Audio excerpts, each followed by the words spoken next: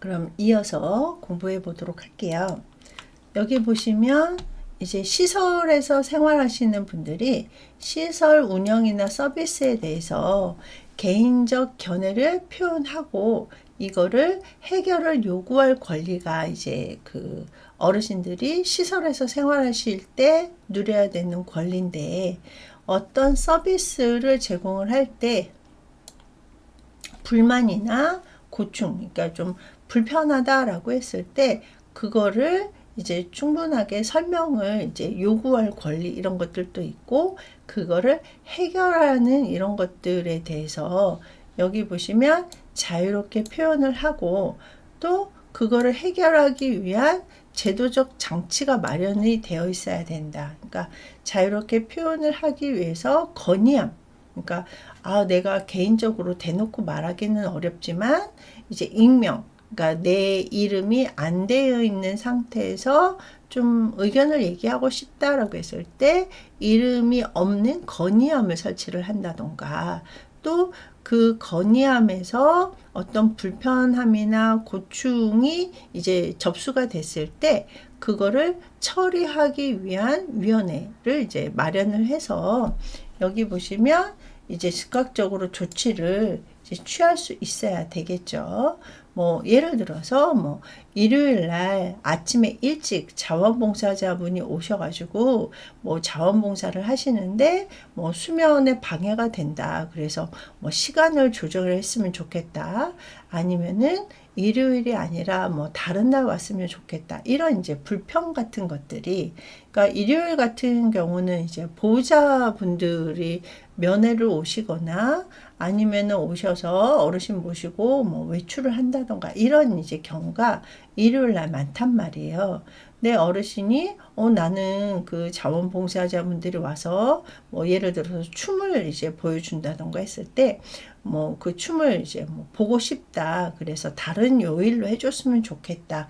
이런 것들을 얘기를 이제 그 건의를 하셨을 때 즉각적으로 이제 조치, 그래서 뭐 봉사자분이 일요일밖에 안 된다라고 했을 때 충분하게 설명을 드린다던가, 아니면은 뭐 요일을 바꾼다던가 시간을 이제 바꾼다던가 이렇게 이제 해결을 할 수 있도록 조치를 하셔야 되고, 또 어르신이 만약에 이제 뭐 불만이나 불평, 이런 것들이 어렵다, 이렇게 고충 처리를 요구했다라는 이유로 이제 부당한 처우나 불이익을 받으면 안 된다. 그래서 이제 본인 이름으로 했을 때도 당연히 이제 불이익을 당하면 안 되고, 그리고 이런 것들이 걱정이 된다라고 했을 때 뭐 그 익명이 요구되는 이름이 없는 뭐 건의함, 이런 것들을 설치를 할 수 있어야 되겠죠.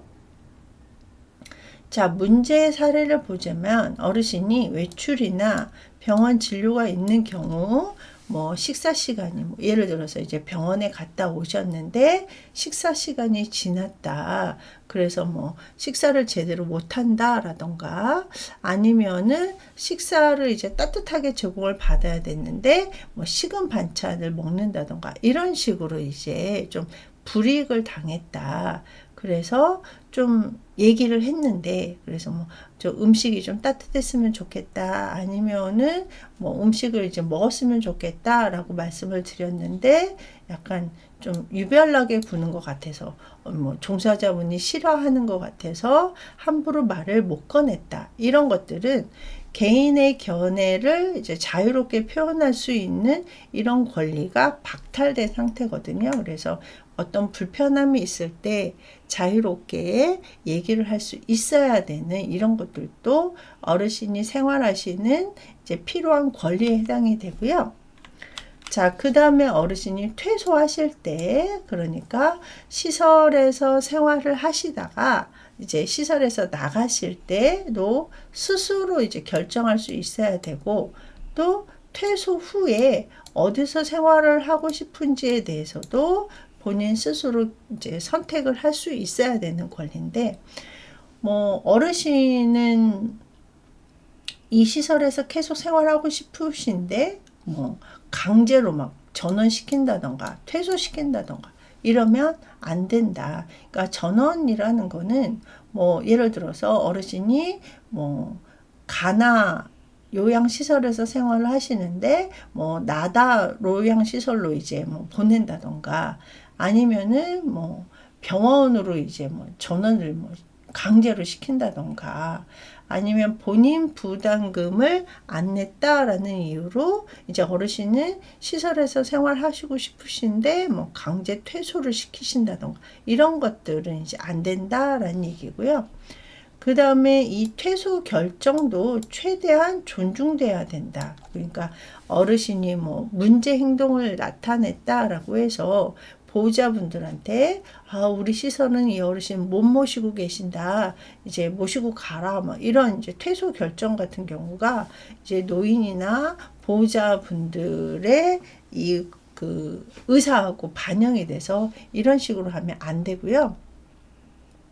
그리고 또 퇴소 결정을 뭐 번복하게 이제 그러니까 퇴소를 어르신이 하고 싶으신데 시설에서 퇴소를 안 시키려고 이제 뭐 회유나 강요, 협박 이런 것들을 하면은 안 된다. 자유롭게 퇴소하실 수 있어야 된다라는 얘기고요. 자, 그리고 다른 시설로 이제 전원을 하시거나 아니면은 의료기관에, 그러니까 병원 같은 곳에 입원할 필요가 있는 이런 이제 어르신들 같은 경우도 충분하게 상담을 통해서 어르신이 원하는 선택을 할 수 있도록 자기 결정권을 보장을 할 수 있어야 되고요. 그 다음에 퇴소 후에 혹시 지역사회하고 서비스 연계가 필요한 경우에는 이제 어르신한테 이런 지역사회하고 연결이 가능하다라는 것들을 이제 충분하게 설명을 이제 드릴 수 있어야 되고요.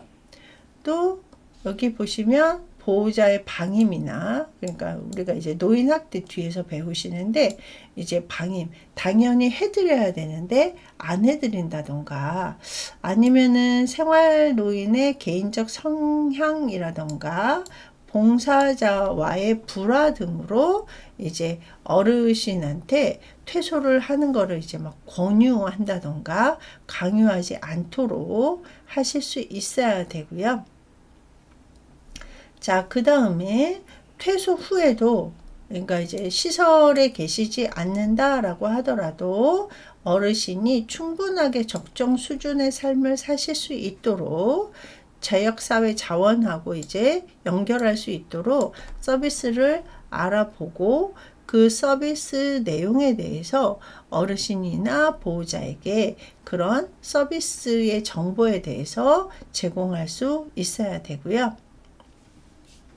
자, 여기 문제 사례를 보시면 어르신의 건강 상태가 나빠지면 이제 보통 이제 보호자분들한테 연락을 해서 뭐 의료기관, 병원에 입원을 이제 해야 된다던가 아니면은 뭐 의료시설이 갖추어져 있는 다른 시설로 이제 전원을 요구하게 되는데 이제 이거를 이제 권유를 하게 되기는 하는데 그때마다 이제 뭐 병원에 잠깐 갔다 온다던가 뭐 이럴 때마다 충분하게 이제 어르신의 의사를 물어야 되는데 어르신의 의사를 묻지도 않고 전원시킨다던가 이제 입원시키는 경우가 대부분 그러니까 어르신이 원하지 않는 상태에서 이렇게 퇴소되지 않도록 주의하셔야 되고 그러니까 어르신한테 충분하게 설명을 드리고 어르신이 동의를 하셔야지 퇴소를 하는 게 당연한 권리다라는 얘기고요.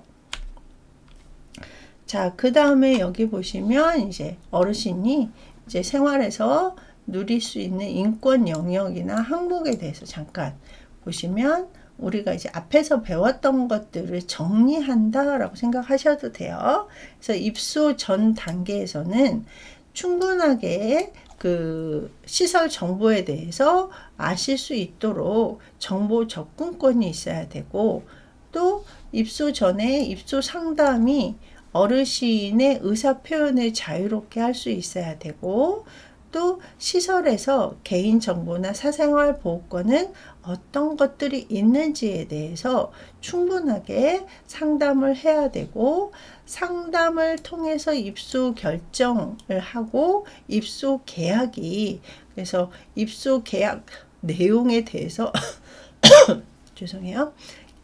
계약 내용에 대해서 어르신이 충분하게 알 수 있도록 이제 어르신의 상황에 맞게끔 정보를 제공할 수 있어야 되고요. 또 입소 초기에는 시설 생활이 어떤 것들이 있는지 안내를, 그러니까 정보를 드리고, 이제 시설을 이제 뭐 돌아볼 수 있도록 이제 시설 안내를 하실 수 있어야 되고, 또 입소 사정에 대해서 이제 서비스 목표 설정을 할 때도 본인이 참여하시고, 또 본인의 사생활이나 비밀 보장에 대한 이런 자유권에 대해서도 충분하게 계약에 들어갈 수 있어야 되고, 어르신이 누릴 수 있어야 되겠죠. 자, 그리고 서비스 계획을 만들 때도 어르신이 참여를 해서 원하는 서비스를 받을 수 있도록, 그리고 입소 초기에는 적응 지원, 그래서 생활이 아무래도 내 집에서 생활하시다가 시설에 들어오시면 불편하실 수 있단 말이에요. 그리고 어디에 뭐가 있는지도 잘 모르고, 이럴 때 이 생활 불편을 해소하기 위해서 충분하게 지원을 해 드릴 수 있어야 되고, 또 입소 생활을 하실 때 보면은 기본적인 처우 있어야 되고, 그러니까 차별받지 않도록 이제 기본 처우가 이루어져야 되고, 만약에 어르신한테 필요하시다라고 했을 때 의료 서비스를 받거나 재활 서비스를 다른 사람하고 동등하게 이제 받을 수 있도록 이제 그 보장이 되어야 되고, 또 일상생활을 하실 때 어르신에게 맞게끔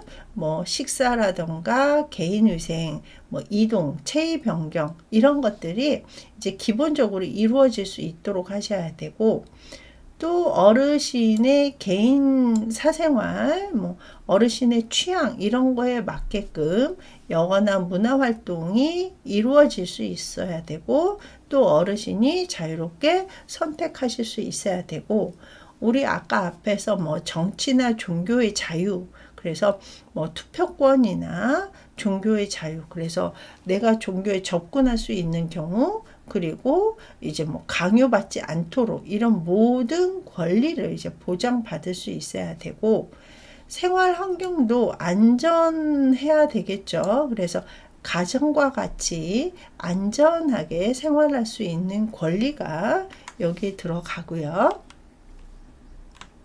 자, 그 다음에 의사소통이나 고충 처리, 그래서 자유롭게 내 의사를 이제 표현할 수 있는 권리, 그리고 어떤 힘듦을 이제 그 해결할 수 있도록 요구할 수 있는 권리가 있었고, 개개인의 개별적인 특수 욕구나 개별적인 욕구, 그래서 뭐 이성 교제나 뭐 기호품, 이런 것들을 충분하게 내가 받을 수 있는 권리, 물론 여기에는 다른 사람의 권리를 침해받지 않도록 하셔야 되고, 자, 그 다음에 치매나 이런 특수 질환, 그러니까 아무래도 치매는 인지 기능이 좀 떨어지다 보니까 그렇다라고 해서 어떤 이제 뭐 신체적 제한을 받는다던가 약물 처방에 대해서 이제 뭐 금지를 받는다던가 이러지 않도록 이제 자기 결정권을 이제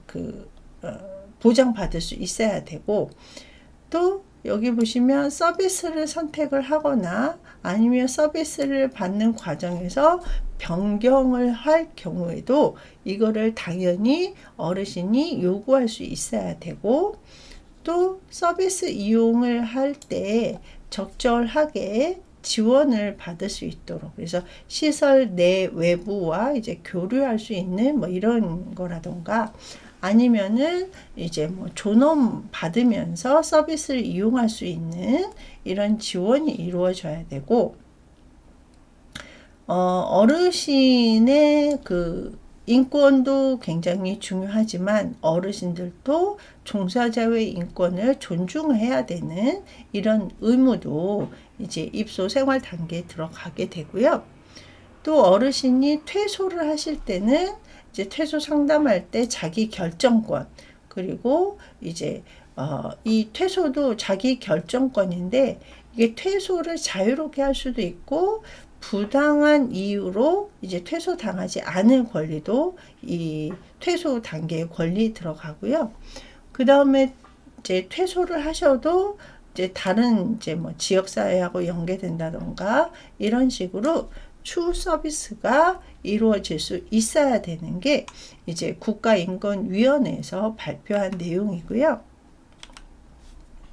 자, 그 다음에 노인 학대에 대해서 잠깐 공부를 해 보도록 하겠습니다. 우리 앞에서 차별받지 않을 권리, 자기 결정권, 그 다음에 어떤 이유를 막론을 하고 이제 차별인 학대 받지 않을 권리, 뭐 이런 것들에 대해서 있었는데, 우리 학대 같은 경우는 이제 특히 저희 어르신들이 노인분들이 대다수이다 보니까 노인 학대에 대해서 공부를 해 보도록 하겠습니다. 그래서 여기 노인 학대에 대해서 노인복지법에서 나와 보면은 누구든지 어떤 사람이든지 65세 이상의 사람에게는 노인 학대를 해서는 안 된다. 그러니까 학대라는 자체가 이제 피해자가 있고 가해자가 있단 말이에요.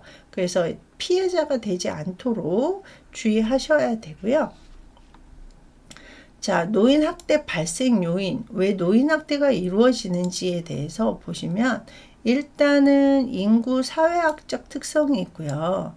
그 다음에 노인의 건강이나 경제 심리 뭐 이런 이유가 있고 가족 상황에 따른 뭐 요인 이런 것들이 있는데, 첫 번째 그 인구 사회학적 요인을 보시면 뭐 성별, 그러니까 뭐 여자분이냐 남자분이냐, 그리고 연령, 좀 젊은 노인이냐 초고령이냐, 뭐 그리고 뭐 학력이 낮으냐 높으냐, 그리고 결혼 상태, 그러니까 미혼인지 기혼인지 뭐 아니면 자녀가 있는지 이런 거에 대해서 이제 좀 학대가 이제 원인이 좀 달라지게 되는데, 여기 보시면 남성에 비해서, 그러니까 성별 보시면 남성에 비해서 여성 노인 학대가 좀 높고, 그리고 학력이 좀 낮은 사람이 노인 학대가 많고, 연령이 높을수록 노인 학대가 많고, 또 경제적 상황이나 대처 능력이 떨어질수록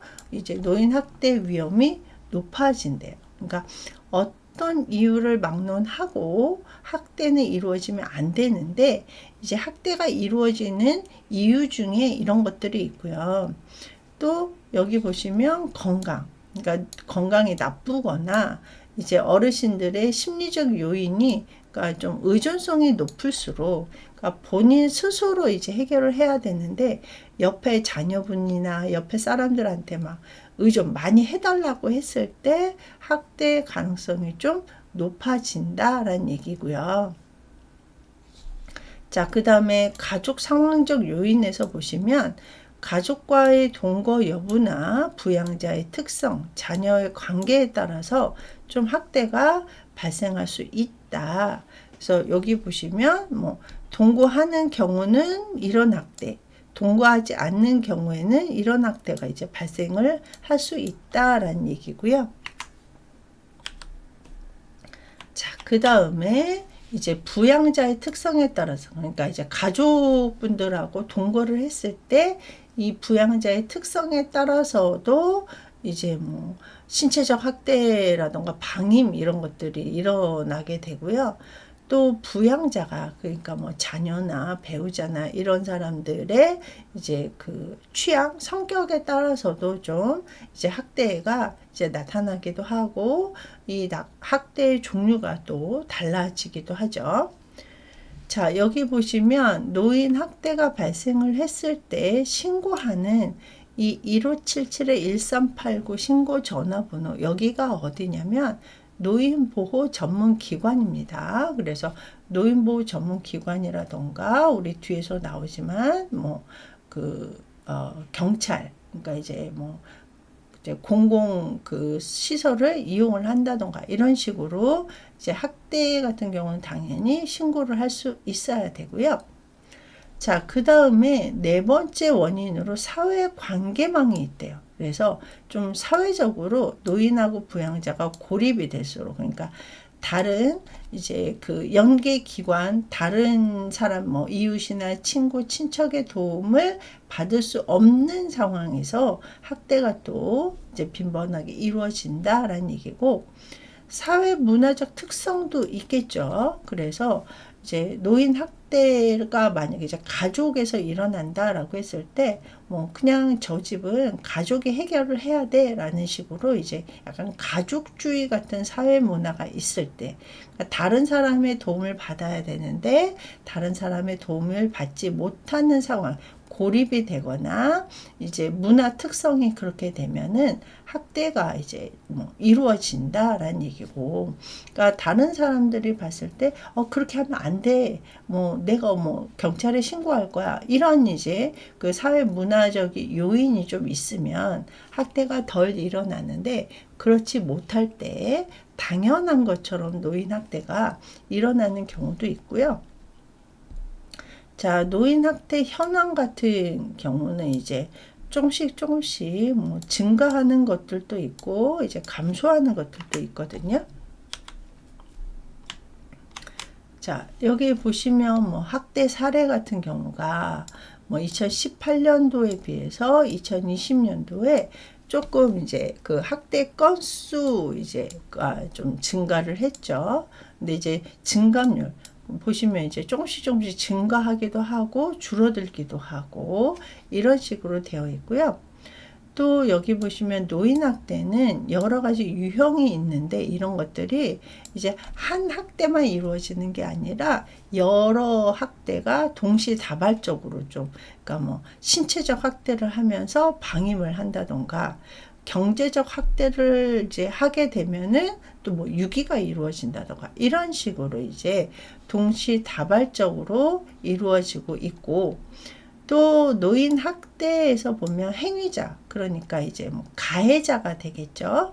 가해자 같은 경우는 이게 이제 매년 바뀔 수도 있기는 하지만, 지금 현재는 이제 그 통계청에서 발표한 거에서 보면 배우자가 가장 높은 비율을 차지를 하고 있고, 그 다음에 아들, 뭐 딸, 뭐 이런 식으로 이제 기관에서도 학대가 이루어지고 있습니다. 그래서 이제 뭐 어르신이 이제 가정에 계시다라고 해서 학대가 뭐 없고, 뭐 시설에 입소했다라고 해서 학대가 없고, 이런 게 아니라 굉장히 학대 행위자도 다양해지고 있고요. 그리고 노인 부부 같은 경우도 노인 부부 간 돌봄 부담이나 스트레스로 인해 가지고, 그래서 우리가 이제 그 혼자 사시는 분도 계시고, 노인 부부, 그러니까 이제 노년기 부부 둘만 사시는 분들도 계시고, 가족분들하고 같이 사시는 분들도 계시는데, 노인 부부만 두 분이 사시다 보면은 이제 이런 이제 뭐 한쪽이 조금 돌봄이 필요하다라고 했을 때 이런 부담이라던가 부양에 대한 스트레스가 증가해서 이렇게 학대가 이루어지고 있다라는 얘기고요. 또 가정 내 학대인 경우가 이제 가장 높다. 그러니까 이제 피해자이신 노인분들의 가해자, 행위자이신 분들이 가족인 경우가 많다라는 얘기고요. 자, 그 다음에 이제 노인 학대 유형, 노인 학대 종류를 살펴보시면, 일단은 여기 보시면 신체적 학대, 정서적 학대, 성적 학대, 경제적 학대, 방임, 자기 방임, 유기, 이렇게 종류가 이제 7가지의 그 다양한 노인 학대의 종류가 있다. 근데 아까 앞에서도 나왔다시피 하나만 이루어지게 아니라 이런 여러 가지 학대가 동시다발적으로 이루어지고 있는데, 우리가 동시다발적으로 이루어지고 있다라고 하더라도 이거는 어떤 학대에 들어갔는지는 구분할 수 있어야 되겠죠. 자, 보시면 신체적 학대는 어떤 이제 물리적인 힘이나 도구를 이용을 해가지고 노인분들, 어르신에게 신체적인 손상이나 고통, 통증을 느끼게 한다던가 심하면 이제 장애까지 유발시키는 행위인데요. 여기 보시면 이제 폭행, 신체적으로 이제 뭐 밀치거나 넘어뜨리거나 뭐 발로 차거나 주먹으로 뭐 때린다던가 벽에다가 막 밀친다던가 아니면 도구 뭐 칼이나 흉기를 이용을 하거나 뭐 담뱃불 이런 거는 절대 하면 안 되는데 어쨌거나 이런 이제 그 학대는 이제 신체적 학대에 들어가게 되거든요. 그래서 막 입으로 문으로 뜯는다던가 머리채를 잡는다던가 이런 이제 폭행을 하는 게 신체적 학대에 들어가고요. 자, 그 다음에 신체적 학대에 보면은 제한된 공간, 그러니까 막 격리, 어디 방에다가 가둔다던가 아니면은 이제 못 가게 거주지 출입을 통제하는 집 밖으로 못 나가게 한다던가 묶어 놓는다던가 뭐 방 문을 잠가 놓는다던가 이런 것들도 들어가고요. 또 신체를 강제적으로 억압하는 거. 우리가 이제 앞에서 억제대 사용하는 이런 것들이 있었단 말이에요. 그래서 묶어 놓는다던가 이런 것들도 신체적 학대에 들어가고요. 또 신체적 해를 가져올 만한 위험성이 큰 행위로 노인을 협박하거나 위험하는, 그러니까 뭐 칼이나 이런 이제 도구로 이제 찌르는 것도 폭행인데 막 협박하거나 위험, 그래서 막 때리려고 하거나 찌르려고 하거나 막 이런 것들도 이제 신체적 학대에 들어가고요. 또 여기 보시면 생존을 위협할 수 있는 행위를 하는, 그러니까 뭐 여기 보시면 겨울에 난방을 해야 되고 밤에는 이제 전기를 틀어놔야 되는데 뭐 이런 거를 이제 뭐 단절시킨다던가 아니면은 뭐 식사에 필요한, 우리는 기본적으로 먹어야 이제 생존이 유지가 된단 말이에요. 이런 것들을 이제 없앤다던가 이런 것들. 그리고 어르신의 질병에 해당하는 약물, 그래서 뭐 고혈압이시면 고혈압약 이런 것들을 드셔야 되는데 이런 것들을 단절시킨다던가 이런 것들도 신체적 학대. 그리고 이거에 마찬가지로 약물 같은 경우도 이제 통제하거나 이제 뭐 아니면은 이제 뭐 저해하게 뭐 그래서 이거 할 때만 준다 뭐 이런 식으로 이제 한다던가 뭐 불필요한 약물을 막 주입한다던가 이런 것들도 절대 안 되고, 어르신이 원하지 않거나 수행하기 어려운 노동을 이제 하게 되는, 그러니까 뭐 어르신이 뭐 예를 들어서 뭐 종이를 주워오게 한다던가 어르신은 힘드신데 한다던가 아니면은 좀 정신적으로 어르신이 하기 힘든 것들을 강요한다던가 이런 것들도 모두 신체적 학대에 들어가고요. 자, 그 다음에 정서적 학대. 정서적 학대는 보면 어르신이 좀 그 받아들이기 어려운 비난이나 모욕, 위협, 협박 이런 것들을 이제 하는 거거든요. 그래서 좀 정신적으로 고통을 이제 주게 되는 건데 여기 보시면 뭐 접촉을 기피한다던가, 그러니까 어르신한테 뭐 쳐다도 안 본다던가 말을 안 건다던가 뭐 이런 것들도 이제 해당이 되고, 또 어르신의 사회관계망 유지를 방해, 그러니까 뭐 친구하고 연락을 못하게 한다던가 다른 자녀분들하고 연락을 못하게 한다던가 어르신이 이제 뭐 종교활동 뭐 교회나 절에 가고 싶은 거를 방해한다던가 이제 나는 다른 사람하고 좀 사귀고 싶은데 그런 것들을 못하게 한다던가 이런 것들도 정서적 학대에 들어가고요. 또 위협이나 협박 이런 것들이 이제 그 언어적 표현으로 이루어졌을 때, 그러니까 신체적으로 위협하고 협박하는 게 아니라 말로 막 이렇게 이제 예를 들어서 말 안 들으면 시설로 보낸다라고 한다던가 집에서 쫓아내겠다 이런 식으로 이제 언어적으로 협박을 한다던가 막 소리를 지른다던가 욕을 한다던가 뭐 어르신이 뭐 뭘 할 수 있겠어요, 어르신 할 수 있는 거 하나도 없어요 이런 식으로 이제 자존심을 상하게 한다던가 창피를 준다던가 이런 것들도 다 정서적 학대에 들어가고요. 또 어르신하고 관련된 결정 상황에 대해서 아니면은 의사 결정 과정에서 소외시키는, 그러니까 뭐 누구 결혼식, 그러니까 이제 가까운 사람의 결혼식이 있어서 가고 싶은데 그거를 이제 못 가게 한다던가, 그래서 뭐 집안 경조사에 참여시키지 않는, 뭐 가족분들하고 저녁 식사가 있는데 뭐 저녁 식사에 참여를 못 시키게 한다던가, 이런 것들도 이제 정서적 학대에 들어가게 되고요.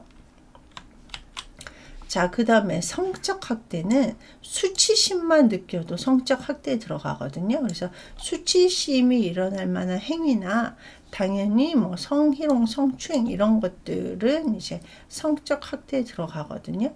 그래서 뭐 이제 강제적으로 성폭력을 하는 것도 뭐 그래서 이제 원하지 않는데 뭐 입맞춤을 한다던가 뭐 이렇게 몸을 이제 신체적으로 만진다던가 이런 것들 당연히 들어가고요. 그 다음에 수치심을 주는 표현이나 행동을 하는 것도 성적 학대에 들어간대요. 그래서 어떤 이제 뭐 좀 굴욕감, 어르신이 뭐 몸매가 이러니까 어르신은 뭐 여자로서 뭐 이런 게 다 없어졌어요. 뭐 이런 식으로 이제 굴욕감이나 혐오감을 준다던가, 아니면은 이런 것도 있어요.